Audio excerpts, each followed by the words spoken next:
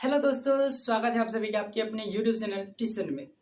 दोस्तों, जैसा कि आप सभी जानते हैं कि हम लोग बिलियन चैप्टर पढ़ रहे हैं।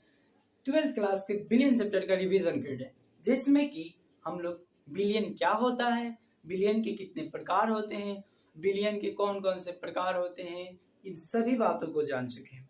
और अभी जो जान रहे हैं वो है बिलियन की सांद्रता। बिलियन की सांद्रता में कितने मेथड होते हैं बिलियन की सांद्रता को निकालने के लिए। उस मेथड में हम लोग चार मेथड को पहले ही जान चुके हैं। आज जो जानने वाले हैं वो है मोल अंश। तो आप अगर मोल अंश को समझना चाहते हैं, बढ़िया से समझना चाहते हैं, तो इस वीडियो में लास्ट तक बने रहिएगा। आई प्रोमिस आप ये वीडियो देख लीजिएगा तो मोल अंश इजीली अच्छी तरह से समझ में आ जाएगा आपको। तो वीडियो में लास्ट तक बने रहिएगा। तो चलिए वीडियो को स्टार्ट करते हैं। हाँ, तो चलिए छानते हैं मोल अंश। ओके, तो देखिए मोल अंश को जानने से पहले हमें कुछ 11th क्लास के कुछ बातों को, कुछ टॉपिक को ध्यान में रखना पड़ेगा। वो टॉपिक कौन कौन से हैं इस बात को देख लेते हैं। देखिए, अभी हमारे तत्व कितना है, तत्व कुल तत्व 118 के आसपास है ना। तत्व का क्या होता है, परमाणु संख्या होता है, इसका परमाणु द्रव्यमान भी होता है ना। परमाणु द्रव्यमान, इसे परमाणु भार भी कह सकते हैं, परमाणु संख्या ये होता है, जिसमें कि हम लोगों को बहुत इंपॉर्टेंट होता है। देखिए ध्यान से सुनिए, अगर अभी आप 11th में हैं तो आपको जरूरी है कि आप याद कर लीजिए 1 से 30 तक के परमाणु संख्या, और साथ ही परमाणु संख्या के साथ ही क्या, इसके साथ परमाणु द्रव्यमान भी याद कर लीजिए। इसके बाद हैलोजन में जो है हैलोजन सदस्य के जितने भी, हैलोजन समूह के जितने भी सदस्य हैं, उनके जब सदस्य कौन कौन से हैं, फ्लोरीन है, क्लोरीन है, ब्रोमीन है और आयोडीन है। ये 5 और 1 से 30 तक, मतलब कि ये भी आ सकता है इसमें, तो 1 से 30 तक। और ये हैलोजन के सदस्य, इतना हम सभी को कंठस्थ होना चाहिए। इसका परमाणु संख्या क्या होता है और इसका परमाणु द्रव्यमान क्या होता है, ठीक है। इतना बात आपको कंठस्थ होना चाहिए। अगर आपको याद है तो बहुत अच्छा, वेरी गुड, वेरी नाइस। अगर आपको याद नहीं है तो आप याद कर लीजिए, क्योंकि ये बहुत मोस्ट इम्पोर्टेंट है। अब देखिए, मैं ये क्यों बता रहा हूँ, आप सोच रहे होंगे कि भाई साहब आप मोल अंश में ये क्यों बता रहे हैं। तो मोल अंश को समझने के लिए कुछ ऐसे बेसिक्स है जो कि अगर आपको पता ना होगा और फिर मैं बताऊं तो आपके दिमाग के ऊपर जाएगा। अगर वो बात को मैं एक बार चाहता हूं कि दोहरा दूं, ठीक है। इतना चीज तो होना चाहिए, आपको इतना चीज याद होना चाहिए। अब आइए आगे। रासायनिक सूत्र के नाम सुने हैं। रासायनिक सूत्र जो होता है, फॉर एग्जाम्पल जैसे कि NaCl, और क्या हो सकता है, H2O, और क्या हो सकता है, CO3 कैल्शियम कार्बोनेट, और C6H12O6 जो कि किसका रासायनिक सूत्र है, ग्लूकोज का। ये सभी होता है ना। और क्या होता है, तो ये सभी किससे बना है, ध्यान दीजिए, ये भी तत्व से ही बना है। जैसे कि सोडियम और क्लोरीन को मिलाकर, हाइड्रोजन और ऑक्सीजन को, इसमें कैल्शियम, कार्बन और ऑक्सीजन को मिलाकर। तो इन सभी का क्या होता है, सपोज डेट NaCl है, मतलब कि सोडियम है, ये एक तत्व है, तो इसका होता है परमाणु भार। इसका क्या होता है, परमाणु भार। और जब यही होता है, जब इसका निकाला जाए परमाणु भार, तो उसे परमाणु भार न करके उसे हम अणु भार क्या कहते हैं, अणु भार कहते हैं, ठीक है। अब इसका अणु भार कैसे निकाला जाता है, आई होप आप सभी को पता होगा, और जिनको नहीं पता है मैं उनको बता देना चाहता हूं कि देखिए, अणु भार निकालने के लिए कुछ नहीं, इसमें जो जो सदस्य है उसका परमाणु द्रव्यमान कितना होता है, उन सभी परमाणु द्रव्यमान को जोड़ दिया जाएगा तो वही कहलाता है अणुभार। फॉर एग्जाम्पल मान लीजिए यहाँ पे हम देख लेते हैं H2O का, ठीक है। H क्या है? H का परमाणु संख्या 1 है, परमाणु द्रव्यमान भी 1 होता है, ओके जी। और यहाँ पे H कितना है? 2 गो H है, देखिए यहाँ पे 2 है ना, यहाँ पे हमारा 2 हाइड्रोजन है तो 2 से गुणा, और उसके बाद जोड़ दीजिए क्या? ऑक्सीजन। ऑक्सीजन का परमाणु संख्या कितना होता है? 8 होता है, और परमाणु द्रव्यमान कितना होता है? तो 16 होता है। तो इन सभी को जोड़िए, ये 2 एकम 2 और 16 18, यानी कि H2O का अणुभार कितना होता है? 18 होता है। इसी तरह देखिए, इसका देख लेते हैं NaCl, सोडियम का परमाणु संख्या कितना होता है? 11 हो गया, और 11 होता है, और इसका परमाणु द्रव्यमान हमारा होता है 23 के लगभग बराबर होता है, ओके। उसके बाद जोड़ दीजिए क्या? क्लोरीन का कितना होता है परमाणु संख्या? 17, और इसका परमाणु द्रव्यमान देखिए, इसका परमाणु द्रव्यमान हम 35 भी लिख सकते हैं, या फिर 35.5 भी लिखा होता है, तो लगभग आप 35 भी लिख सकते हैं। तो 35, इन सभी को जोड़ लीजिए, 5 3 8 और 3 2 5, यानी कि NaCl का अणुभार कितना होता है? 58 होता है ना। तो यही सब है अणुभार। आई होप कि अणुभार आपको निकालने आ गया, और क्या होता है अणुभार ये समझ गए आप। अब देखिए, इसके बाद आता है मोल संख्या। क्या आता है? मोल संख्या। जो 11th में पढ़े होंगे उनको पता होगा कि मोल संख्या क्या होता है, मोल संख्या किसे कहते हैं। अब मोल संख्या निकालने का सूत्र होता है, क्या होता है? तत्व का, जिस तत्व का निकालना है उस तत्व का ग्राम में मात्रा दिया होगा। जब भी मोल संख्या निकालने को कहेगा तो ग्राम में, जिस तत्व का कहेगा उसमें ग्राम में मात्रा दिया होगा, और बटा में क्या होता है? तो अणुभार। आई नो अभी आपके समझ से बाहर जा रही होगी ये बात, लेकिन आप इस चीज को केवल याद रखिए, मोल संख्या इक्वल टू तत्व का ग्राम में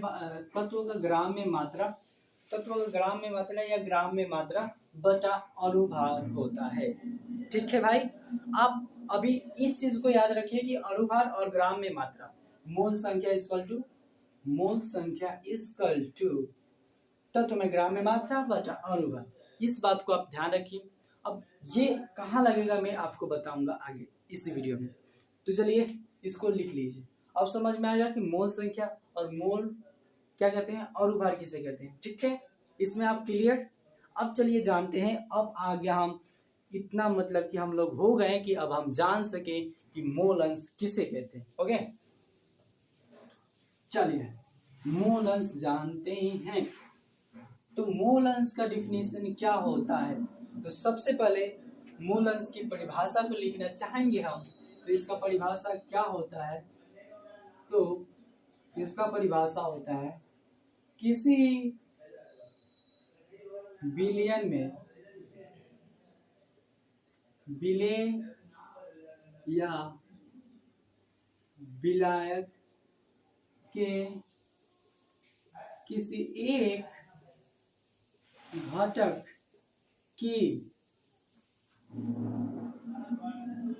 मोलों की संख्या उस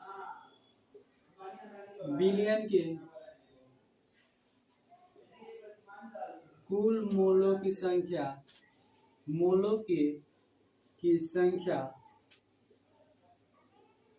के अनुपात को क्या कहते हैं? संख्या के अनुपात को ही मोल अंश कहते हैं। ओके, आई होप इजी शब्द में है, आप समझ गए होंगे, लेकिन मैं एक बार और समझाना चाहूंगा। ओके, तो यहाँ ध्यान दीजिए, हमारा सबसे पहले शब्द पे हम कुछ टिप्पणी कर लेते हैं। इस शब्द के ऊपर लिखा क्या है? मोल अंश। तो मोल और अंश का मतलब होता है हिस्सा। इस बिलियन में मोल के कितने हिस्सा है उसी को गणना करने के लिए हम जिस विधि का उपयोग करते हैं, जिस मेथड का उपयोग करते हैं, उसे हम कहते हैं मोल अंश।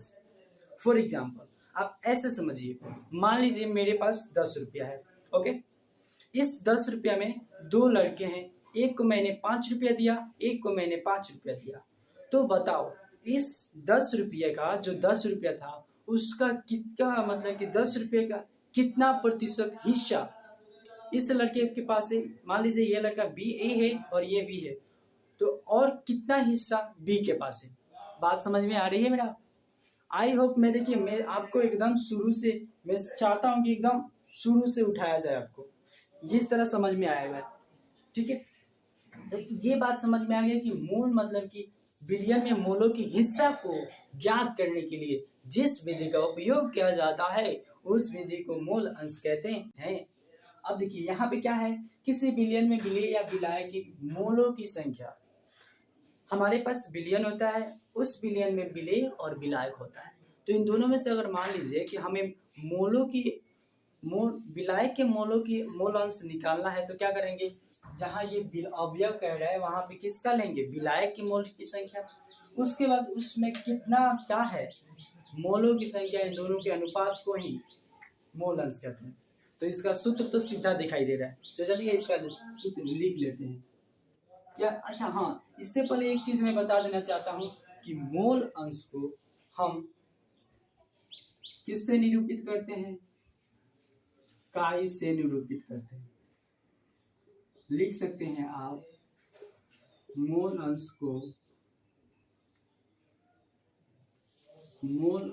को काई से, इसे काई बोलते हैं, क्या बोलते हैं भाई,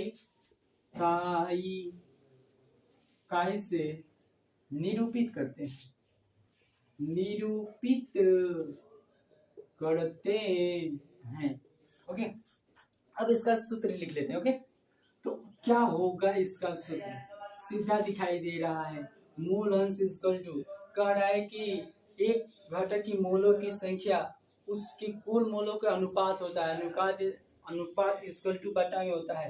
तो क्या हो जाएगा, लिख लेंगे अवयव की मोलों की संख्या इक्वल टू, क्या हो जाएगा, कुल मोलों की संख्या। ये चीज समझ में आ रही है आपको कि यहाँ पे जिस, मान लीजिए कि हमारे पास विलेय होता है और विलायक होता है, तो हमसे पूछ लिया कि बाबू बताओ इस बिलियन में विलेय के मात्रा कितनी है। ठीक है, या फिर कोई तत्व देगा, जब हम इस पे एग्जाम्पल बनाएंगे तो आपको ये बात समझ में आएगा। तो अभी आप जितना बताया हूँ, आई थिंक आपको तो बहुत कुछ समझ में आ चुका होगा। तो यहाँ पे मोलों की संख्या अवयव की और बटा में कुल मोलों की संख्या उस बिलियन में, क्या लिखे, बिलियन में कुल मोलों की संख्या is right, I think formula. ठीक है, ये चीज हो गया, मोल अंश किसे कहते हैं और उसका परिभाषा क्या होता है। हाँ, और एक बात मैंने शुरू से बताते आ रहा हूँ कि आप ये शब्द में जो लिखा हूँ इसको अगर आप न लिख करके केवल आप इतना लिख देते हैं ना, तो आपको फुल में फुल मार्क्स मिलेगा।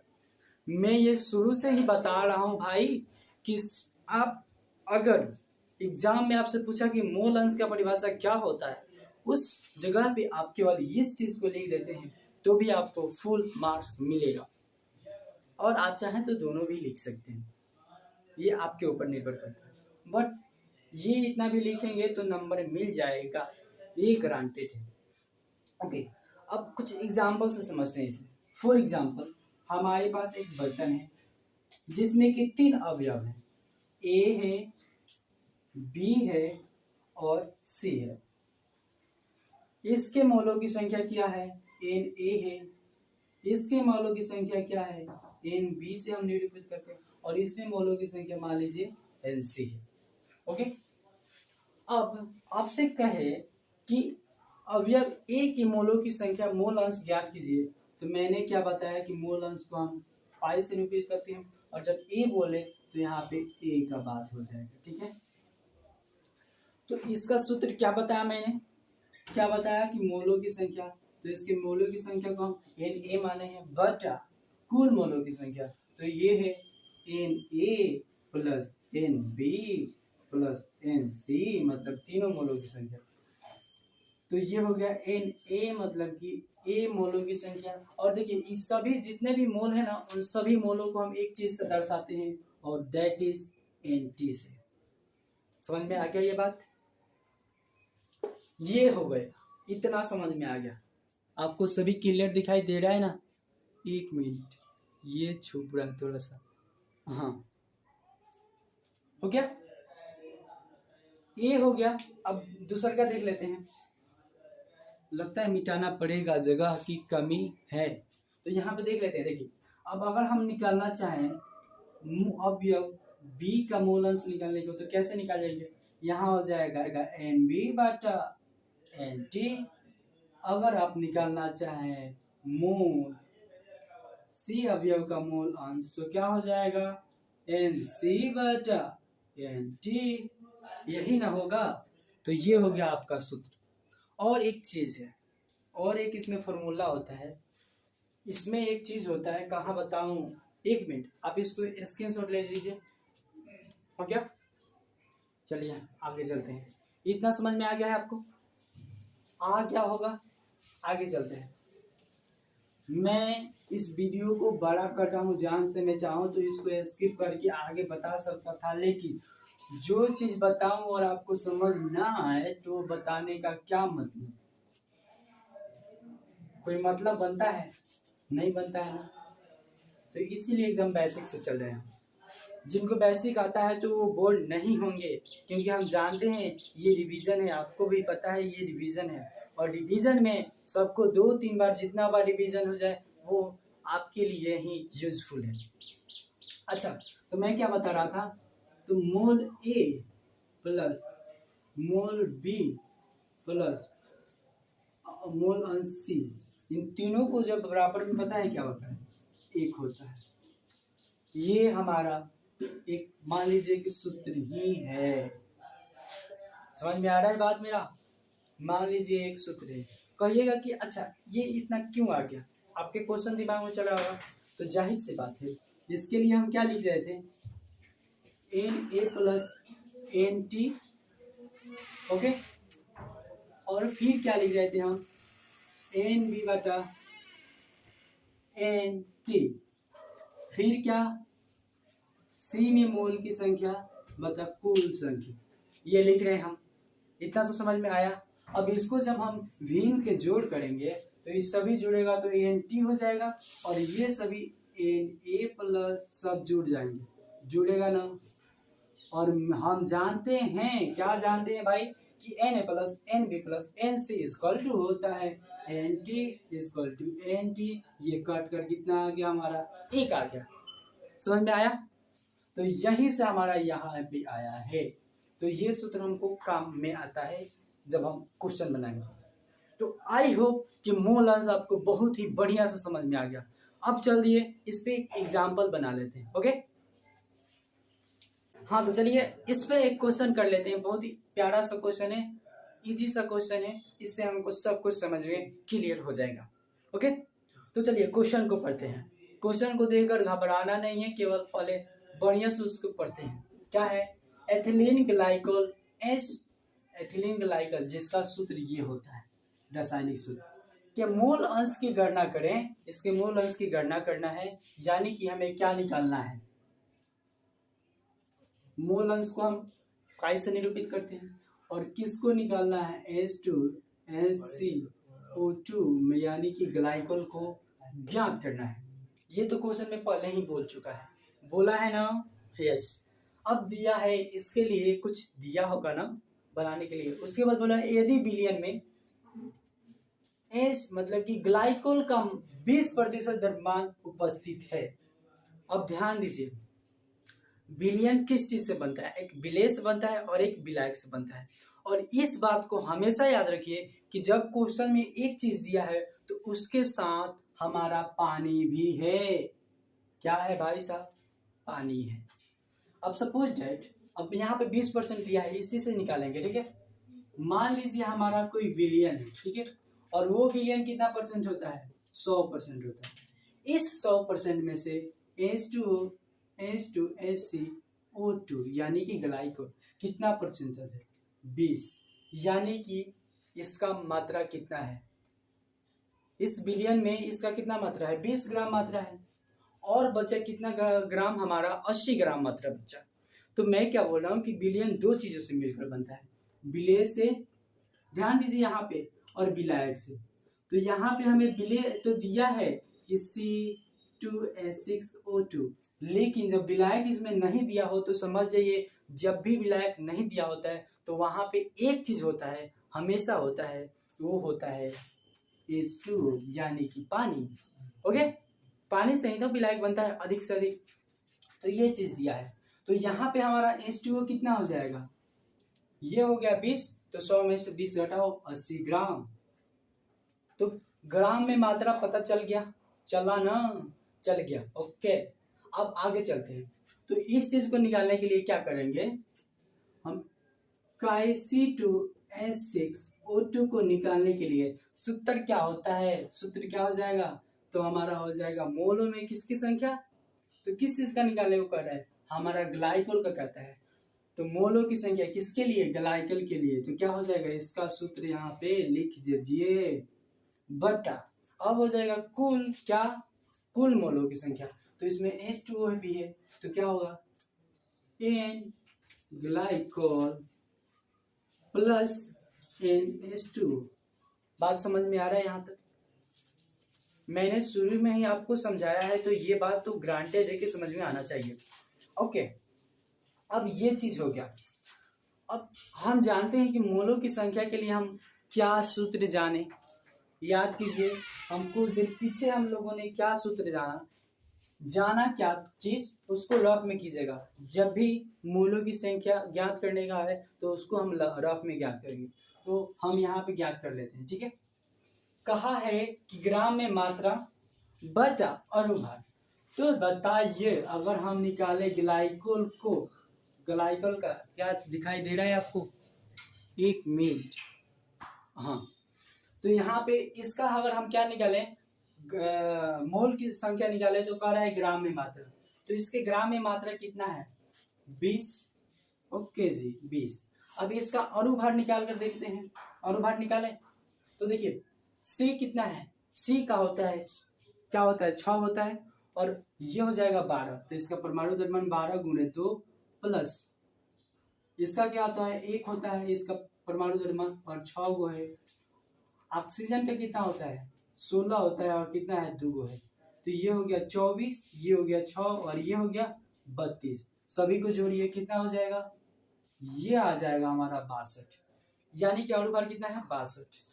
तो ये हो गया, ये हमारा मोलों की संख्या हो गया।